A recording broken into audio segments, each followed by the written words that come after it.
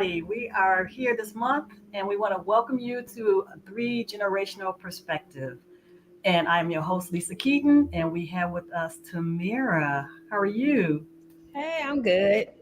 And we have a special guest, Janine. Janine, how you doing today? I'm doing well. Hello, everyone. So we want to just go ahead and get started. This is the topic that we're going to talk about today is stumbling blocks versus stepping stones. And it's from the devotional Kingdom Focused out of my book, Blinded by Sight, The Heart Matters. And so we're going to talk about the story of Nehemiah. And Nehemiah had some stumbling blocks and some stepping stones. And so we're just going to discuss some of the things that happen in us in our lives that we have also have stumbling blocks and stepping stones. And so Nehemiah is in captivity. He's in captivity due to the sins of his forefathers. And so he was born in captivity. So he was already raised up in it. He didn't know anything else other than captivity. And this was just his life and his journey at the beginning. But God had bigger plans for him. And the bigger plans for him was to go back to Jerusalem and build a wall. But before he could get to that point, he had to go through some things to build character, build his stamina, build his strength, and build his faith in God, knowing that this is what he was called to do and that he needed to do it. So we're just going to start out. We know he was born in captivity. We know he had been there. His forefathers had been there for 70 years. They had built houses. They had got comfortable. They had kids. They had got married. They had everything that was going on. And so Nehemiah, at this time, he is living in the king's palace because he is the king's cupbearer. Now, one of the first things I thought about when they talked about him being the cupbearer is he had to drink everything before the king could drink. So his life was on the line every time the king wanted to have something to drink. How many of us put our life on the line for somebody like that? That's a lot to ask, right? But this was his job. This is where God had him. So he had to have faith every day that, you know what, Lord, you're not going to me. I'm not going to die. This is, that's a lot to handle. That's a heavy weight to know that if somebody wants to kill the king, I'm going to die first. Yeah. Because, yeah, and he might not even die, but I'm going to die for him. That's true. I thought that was very, very interesting, interesting fact. Another one was that, while he was in captivity, he could have became despondent. He could have became discouraged. He could have let his environment dictate to him how he should react. And he didn't, because even when he went before the king, he always had a good countenance. And so he had the favor of the king. So it was the way that he carried himself, the way that he did his job. And a lot of times we, as, workers and, people of God, we don't always carry ourselves in the right way or in the right content. So we're just going to open up and ask the question of, does anybody want to share, a time when they had to put their life on the line for somebody? One, or two, go to work with a good attitude, even when, that wasn't what you really wanted to do. Hmm. I think I think definitely that going to work with a good positive attitude when maybe you work in a hostile environment Mhm, or mhm. you can almost predict how the day is going to go because of the type of environment that you work in. I think that's something that I've had to practice over the years, because not everybody is going to be in your favor. Not everybody is going to like you, or not everybody is going um, to serve. You Right. know, as a Christian, our job is to always serve. So one of the things that helped me when I was in a situation like that is I would put post-it notes and scriptures up on my desk. One of my favorite things to say is, "I am a servant. I am here to serve." when you kind of train yourself to think that way, it helps you to kind of overcome those difficulties throughout the workday. But yeah, not everybody has the same outlook on work or service, or not everybody comes to work and has that positive attitude. But the way to keep it is to constantly remind yourself why you're there, and remind yourself that you are a servant. And that's what Yes. you're here to do. That is very true. I think we've all been down that road with that work situation where somebody has a can get on your last nerve. I put it that way, and you don't want to be Christian at that time, and you have to bite your tongue because a lot of times we have to bite our tongues. Even at home, we have to bite our tongues. At church, we have to bite our tongues, and everywhere. You know what I'm saying? And just keep a praying spirit always. Absolutely. Y'all know where I work at. So I literally my role, my job is to be a servant, no matter what. So I have a daily thing whenever I go into work. I pray before I get off the elevator, and I pray when I get off the elevator, and I pray before I go in the break room, and before I go in the room, a patient's room. So I mean, because if I don't have that, my posture will not be correct.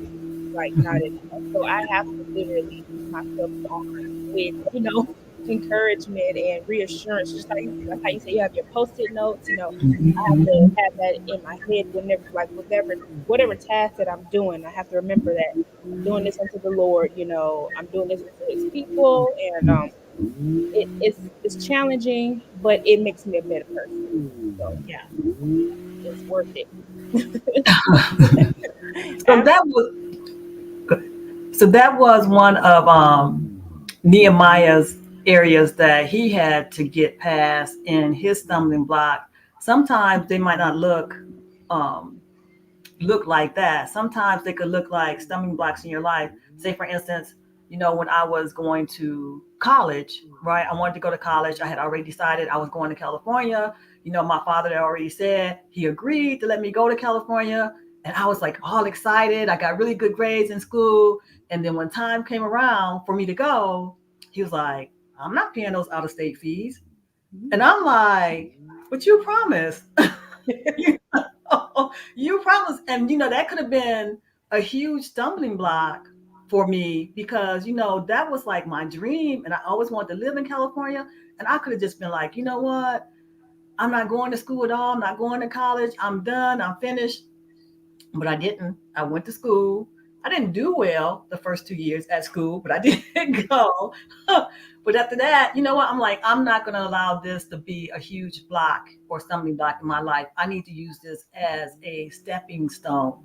And so I ended up joining the military, and I went through that, and I used that as a stepping stone. And then I was able to move out to California and go to school and get my degree.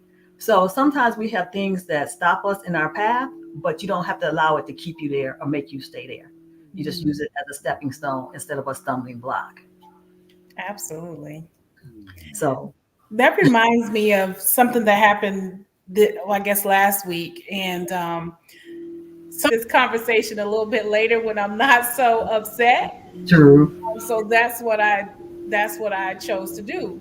And I was having a conversation with my mentor, and she reminded me that long suffering. She reminded me about long suffering. I said, I've been dealing with this for quite some time with this particular person. And, I just really don't understand why, this is happening to me. And she reminded me that, long suffering is one of the fruit of the spirit. How are you going to, operate in the fruit of the spirit if you don't get to exercise that muscle? So, sometimes those stumbling blocks are put or presented before us so that we can exercise the fruit of the spirit, that we can put those spiritual muscles to the test. So sometimes those stumbling blocks are a blessing in disguise. That is true, to help you grow and mature and to not fall on your face. And, even though they look bad, you don't want to look bad too. Right.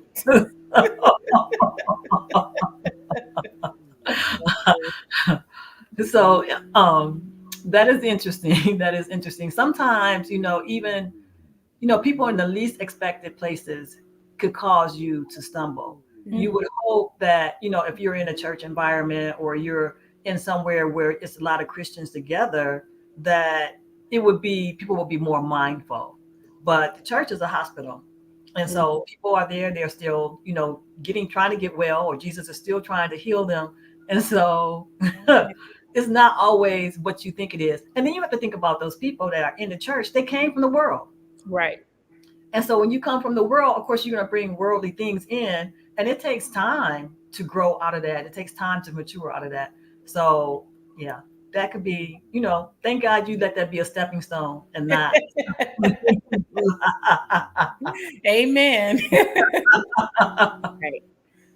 So that definitely could have went a whole nother way. Yes, you could have. Yeah.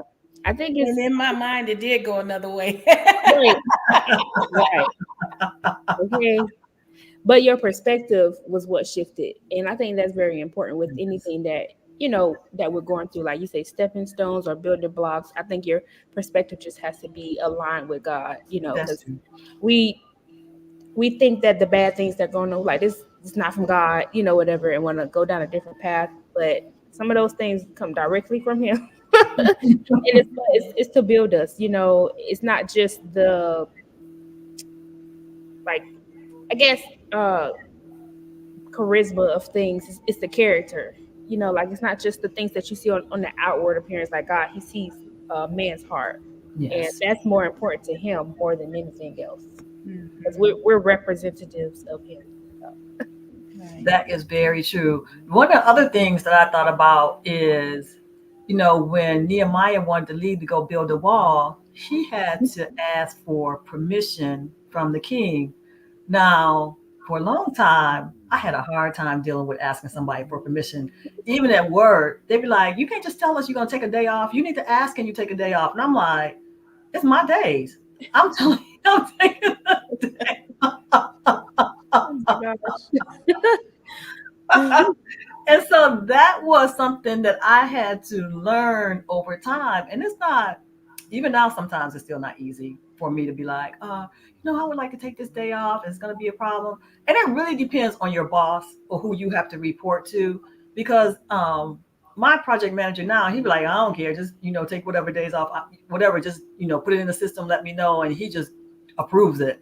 But then you have those other bosses who, I guess you want to micromanage, and they have this authority thing, and oh my God, that could just crawl up under my skin.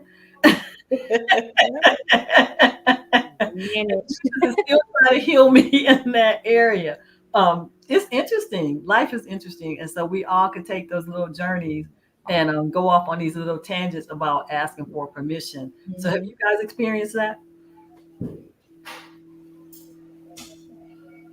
No, if anything, I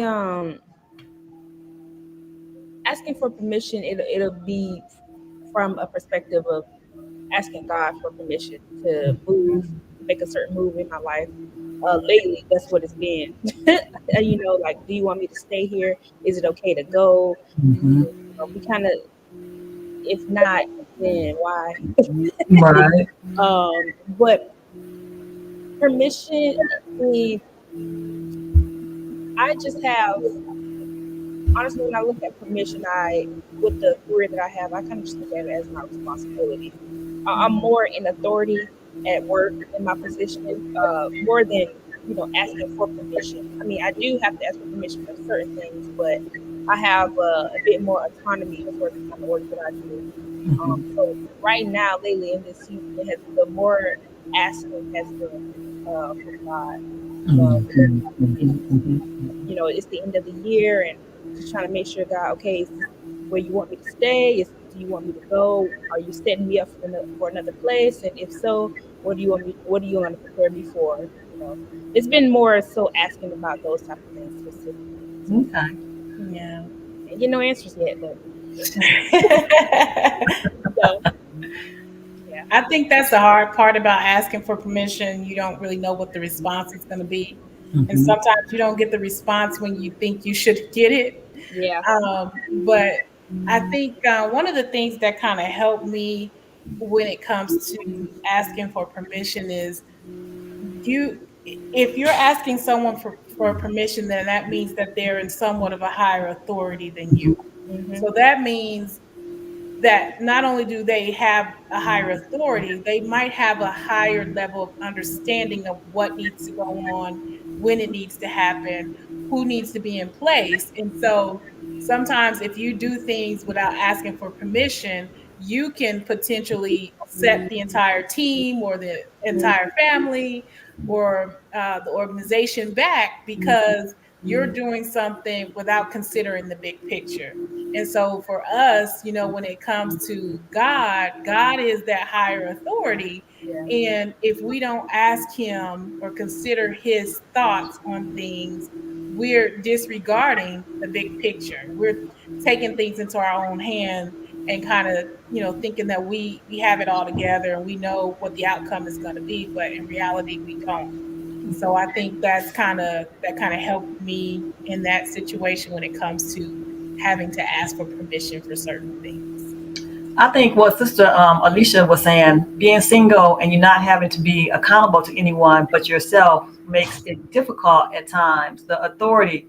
And I came from that being single for a long time before I even had my child. I didn't have my child till I was 38. So, I was single for quite some time. And then to have to go to somebody else and ask for permission from some, I was like, I don't need. Even when Right. I first got married, it was very hard to ask for permission, and I don't. It's not like it's just out of respect that you do it and say, hey, I don't really ask for permission. I'll say, hey, I'm going to go do this. Do you want to go? Or hey, do you want to participate? Or however, not necessarily asking for permission, but just letting the other person have the courtesy of knowing what you're doing Mhm. when you're doing it, and that has helped. But being single for a long time, yeah, that could definitely put you in a mindset of I don't, we don't need to talk about this because I'm gonna do me and you do you do you. But God gives us those corrections, so I'm on a journey of learning. Yeah. I think that's why God intends for us to be in community. If we are single, He, promotes community or fellowshipping with others, just so you won't be so, one track minded. Everybody else does have an opinion. Not saying that everybody else's is right, but you can consider, others' opinions and maybe they can inspire you. Others also help you they help with creativity too as well. So it's just always nice to consider. But like you said, yeah, being single, it is definitely. I'm sure it can be difficult once somebody else comes into the picture. Sure, that's something else. You ladies cross over, y'all can let me know. We'll Look, let you know how difficult. okay, I'm like, I ain't doing this no more. Especially when you get older and you get set in your Mhm. ways, Yeah. it's hard to make that change. You Oh like, yeah. man, please, I've been doing this this way forever. And so, yeah, you have to, even at church, to let your leaders know, when you're going to be missing church and when you're not going to be in position, Yeah. all that. It's just like, man, I'm just not coming today.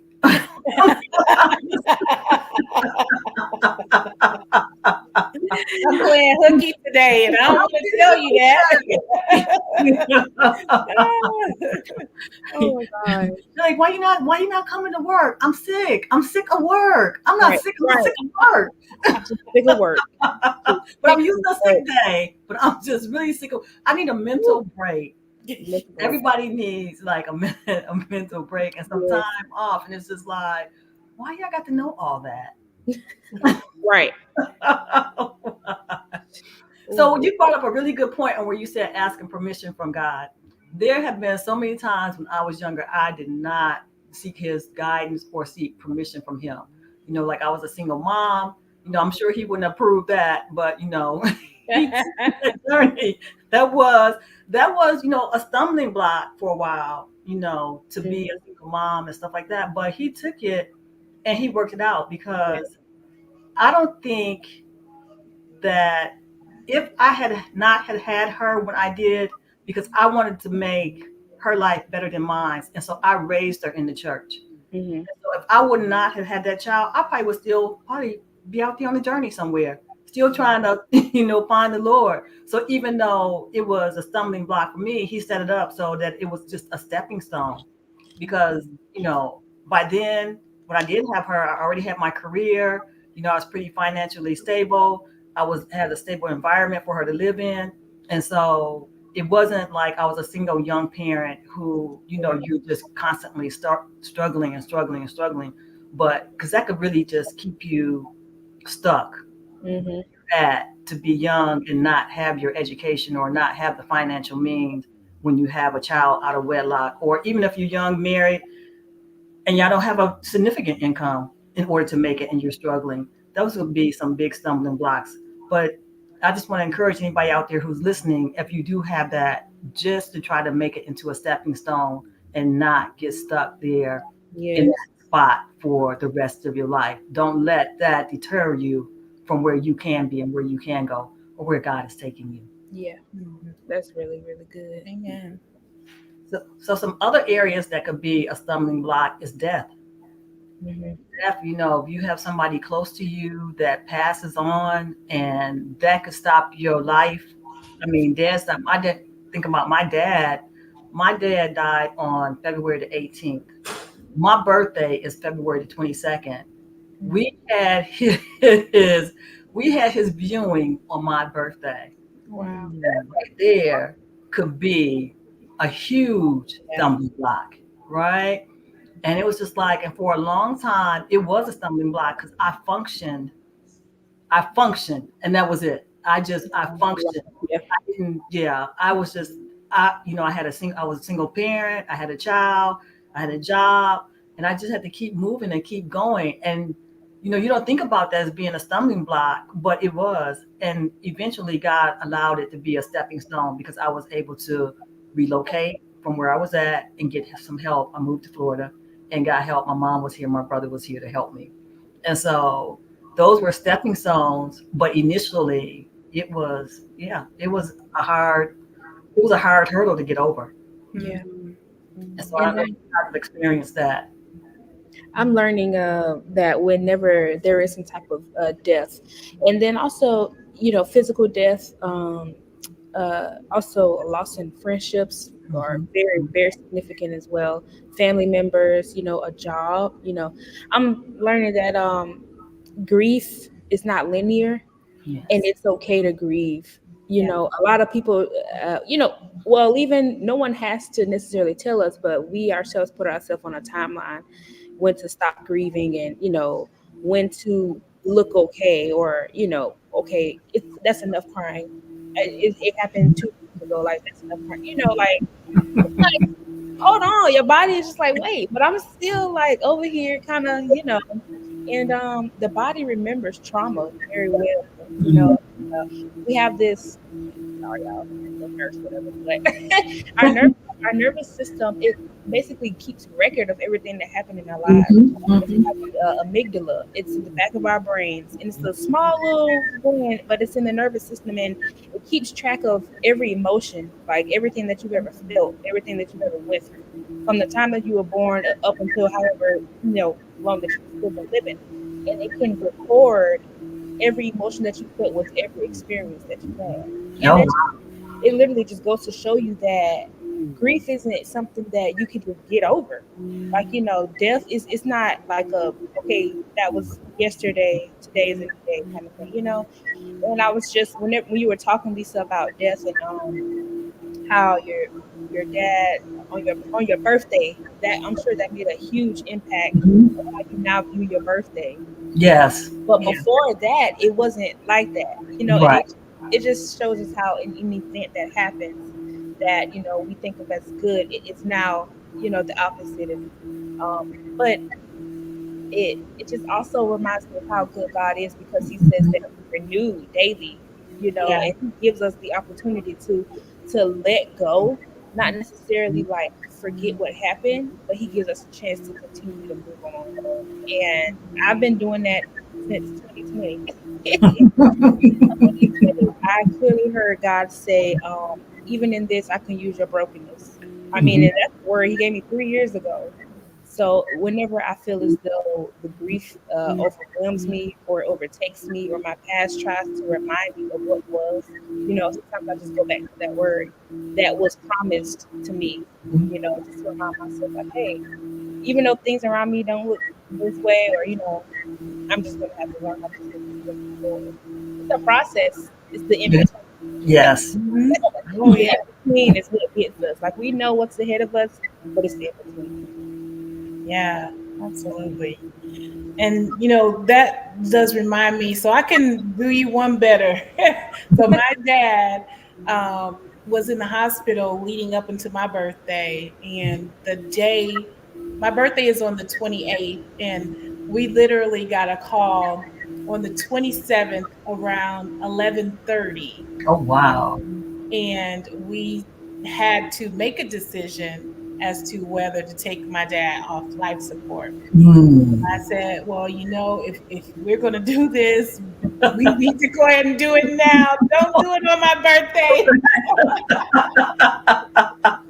I mean, but we ultimately we decided, and he passed like maybe 20 minutes later. So it was minutes before my birthday came. So, and then this year, my aunt passed a few days before my birthday, and so Wow. my oldest brother said, "Man, sis, it just seems like things just happen around your birthday." And I said, "Yeah, but God does not make mistakes. That's When true. it's someone's time, it's their time." But this conversation makes me think about like I would say maybe like one of the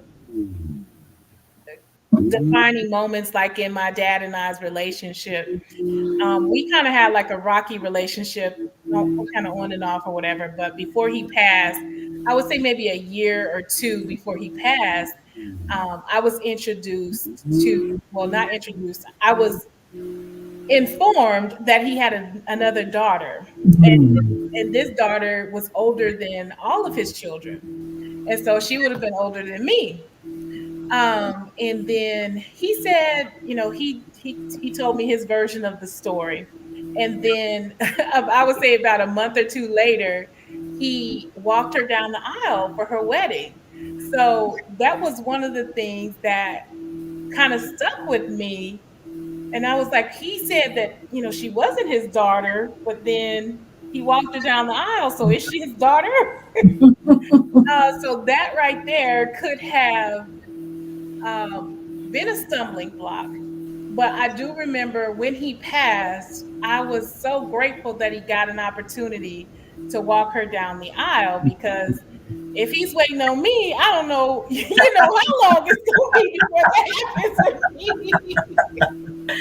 But I was grateful that he had that opportunity to do that with her. So that was kind of like one of those stepping stone or stumbling block moments. So I allow that to be a stepping stone and not a stumbling block. That is good. So Sister Trimble says, "Oh my God, what about the mantles that are being released, passing the torch?"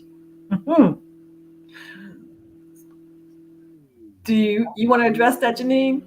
I don't. I I'm need a not little really bit of clarity. clarity. Yeah, I need some clarity too about passing the torch, because I'm gonna tell you, my father didn't raise me in church.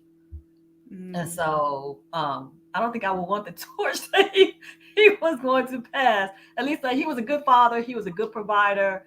I mean, he loved me and I loved him. But I wasn't raised in a household where there was a lot of spiritual things or word being passed on. And so I didn't come to Christ until later on in life. And I thank God for that, but I didn't have that foundation. So I'm not sure exactly what torch you're talking about, Sister Trimble. But if you can be a little clearer, we'll bring it back up.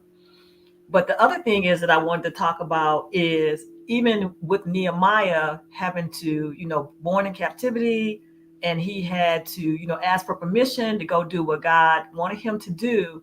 Even once he was even on his journey, he still had stumbling blocks and things that he had to overcome, in his walk with Christ. And because it wasn't just, and in life, God promised us trials, and He's told us we'll have trials and tribulations, right?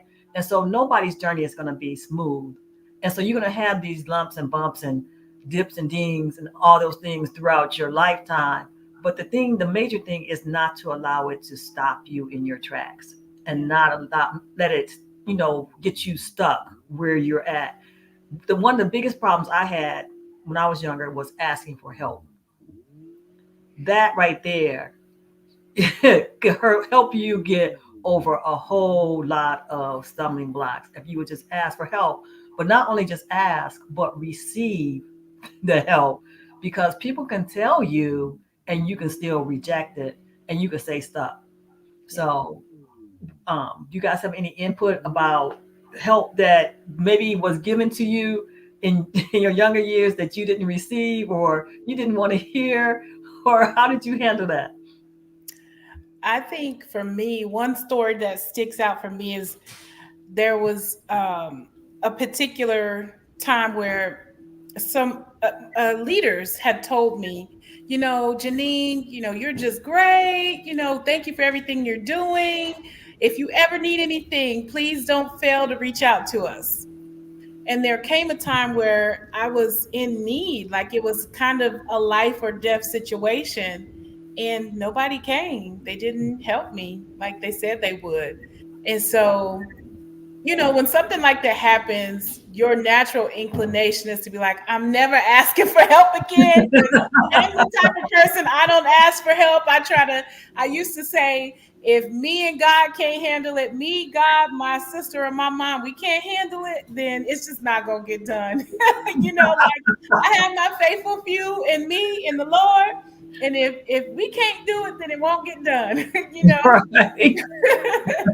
So, when you actually do take that when you humble yourself Mm-hmm. and ask for help, and then the help doesn't come from who you expect it to come from, it can kind of set you back. Right. But I had to actively, another one of my mantras that I say, I am loving. I am loving. I continuously tell myself that I'm loving, because things like that can take you down a dark path where Yes. you don't trust people, you don't want to really be in relationship with people and things like that. But I have to continuously fight against those thoughts and against, my natural inclination to just go the opposite way. So yeah, you really got to learn how to talk to yourself. Learn how to speak the word of God over your life, and learn how to just recognize when those thoughts that are not of God come up and counteract those thoughts. Yeah, I was a very self-sufficient type of person, which is not good. You do have to ask for help. Yes. I can relate. I think right now, not saying that I'm where I want to be, but I think at my own age, being getting self-sufficient, I don't perceive it well. I struggle. I see that whenever I do get some type of feedback, I don't accept constructive criticism very well, only because the underlying issue is that in some areas I feel as though I have to outprove myself. It don't have to be anybody else, but I just have to feel like I feel as though I have to outprove myself. And then when someone comes against what it is that I think is right, I just feel like a failure all over. And I have to remind myself that I'm not a failure a lot of the times, especially when social media is such a craze on this generation, and sometimes I fall into the trap because I think I'm not doing enough, compared to someone else's journey or whatever, and then it makes me not want to ask for help even more. It like I just get in my head a lot of the times. But a personal thing I remember is I'm back in school. I started again in August. I don't know why, but I started school again to finish out my nursing degree, another degree, and I needed help. And I was so shocked because I was like, God, this is my second round. Like, I'm not new to this. Like, I know what I'm doing. I know what this stuff is. And I felt so belittled because I ain't trying to say anything, but there were new people in the class who had like no type of healthcare experience or whatever. And I'm like, how they getting that stuff and I'm not? I was mad because I was like, God, it's not adding up to me. Like, why is it that they're understanding this better than I am? And I think that I didn't even know I was being very prideful because I have healthcare background and they were fresh into it. And I kind of put my position before others. And book world and work world is totally different. Mhm, Trying to mhm. bring work into school, and I was like, this ain't the same thing. Like, the professor be talking, I'm like, but I don't do this at work, I'm like, but I'm gonna write it though. But God definitely had to humble me because I failed two of my tests, and there's three tests, and I failed two of them by a couple of points, and I was like so discouraged. Oh my God, you said that I'm gonna graduate, but why am I failing? Like, why am I not getting this stuff? And I literally was reading something, and only thing that spoke out to me was the word humble. Like, I don't even remember what it was that I was reading. I just remember humble. And I had to call someone, a church member, because they have their doctorate in nursing, and I had to call them up. I was like, look, I need help. Like, I don't know what I'm about to do. I don't want to fail. I'm in my first semester. I can't fail. And luckily, thankfully enough, they were very kind. So I just had like a study session. And the thing is, y'all, we talked more about humbling more than studying. That's how I knew that that was specifically what God wanted me to focus on. About, I mean, it was a little dibble and dabble, but it was more about where God was taking me with this career. How He wants me to be in it. Not really about the material because He know I can do it. And I went back and passed the test the next day. What? I was just like, okay, God, I get it. I hear you. So from now on, I'm gonna ask for help. Even though I know I have experience in this area, but for me to not be prideful and for me to remain humble, this is what you want me to do. So, personal testimony. Remain humble. And even like now, today, when we're doing these go lives and all that stuff, I have to ask for help. I'm Yes. just like, I cannot do this by myself. There's so much new technology out there. There's so much stuff I don't know. Even though I'm a computer programmer, I still don't know Mhm. everything. You know what I'm saying? Hey, I need help. Right. Help me. Zoom, StreamYard, all the other softwares. I'm like, I don't know. I don't know. But Sister Trimble did get back to us, and her first comment was, "But he gave you a great work ethics," and that is very true. My father did. Yeah. He gave me some very good work ethics, and sometimes to the point of I will still go to work even if I'm sick. So, but it's about going to work and being there, and so that mantle he did pass down. She said, "Mantles come in all forms. Your determination to keep going no matter what." And that is true. If I commit to something, I'm gonna do that something, and if I can't do it, I'm gonna definitely come to you and talk to you about it and try to figure out a way that it can still get done. Yeah. So, and I will swear to my own hurt. So that is very true. And then she says, bind up the spirit of error and release the spirit of truth in your prayer. That's good. Okay. Yes. Yeah. Yes. Yeah. Amen to that. So that yeah. that reminds me of a time when I was back in school that I had this very tough professor, and in one of the first things he did in his classes, he gave this long, thesis statement about his classes. And one of the things that he said is, God gives grace. I don't. He was just like, get your work done, get it in on time. I don't accept the excuse that you're busy and that you have other things going on. He's like, well, I'm a professor, I'm a father, I'm a husband, I, have this and that and the other going on. He's just like, get your work done, get it on time. I don't give grace. And one time I think I just had, a lot going on, and I forgot that I had to complete this assignment, and this particular assignment was a high percentage of my grade, and I turned it in late. And so I'm thinking about this thing that the professor said.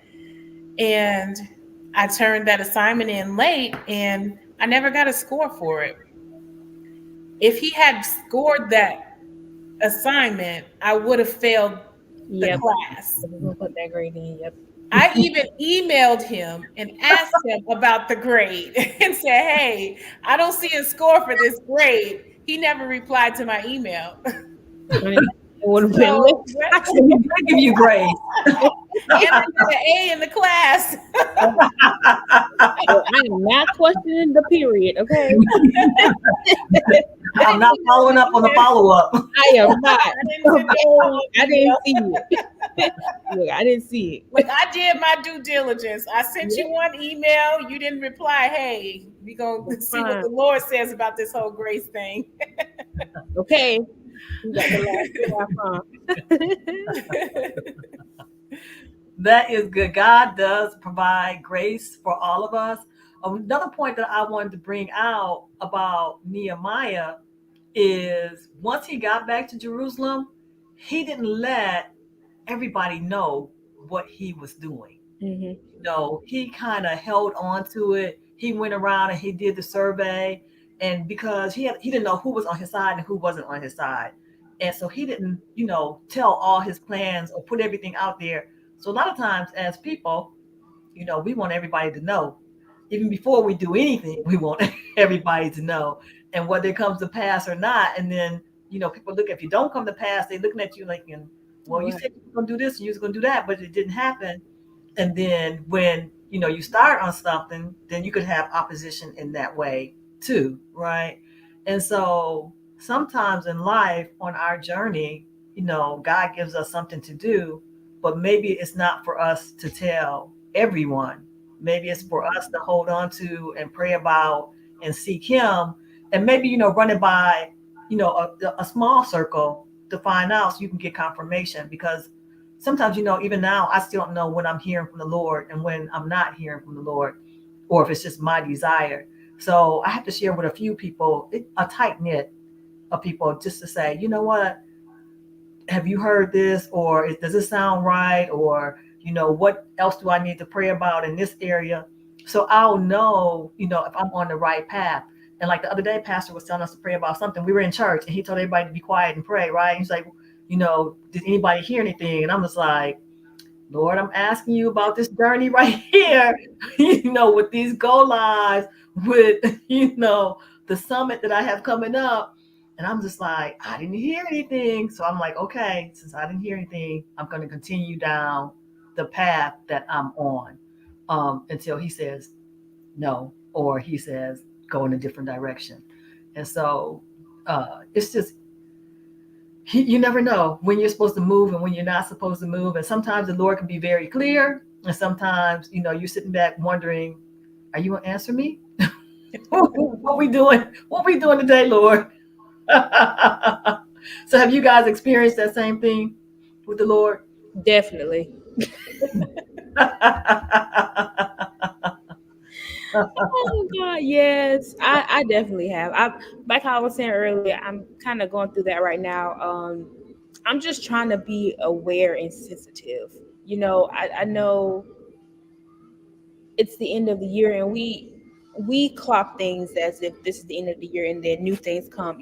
But I'm just trying to make sure that I stay on and I'm sensitive to him, because my new year may start next week, or tomorrow. So I'm just trying to be sure that I'm listening properly, and I'm trying to make sure that the voice that I'm hearing is his.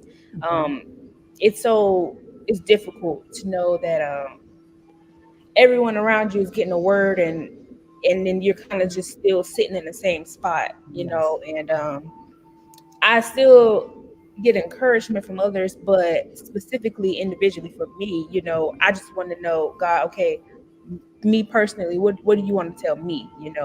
Sometimes I'm not gonna act like I don't, but sometimes I do neglect those who encourage around me, and it may be a word sent from Him, but I just want to. I guess sometimes I just want to experience more of him, just Him, like like I know He sent for me. He sends mostly people or just like songs, videos, and I've only experienced it twice where I heard like a voice that I knew that was, but maybe it's just not that time yet. He reveals certain things at different times.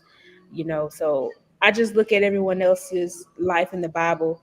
A lot of people in the Bible received a lot of revelation later on in their life, or just major breaks, or just even some simple things. So I'm just trying to stay encouraged on that end. Yeah. I think, God will,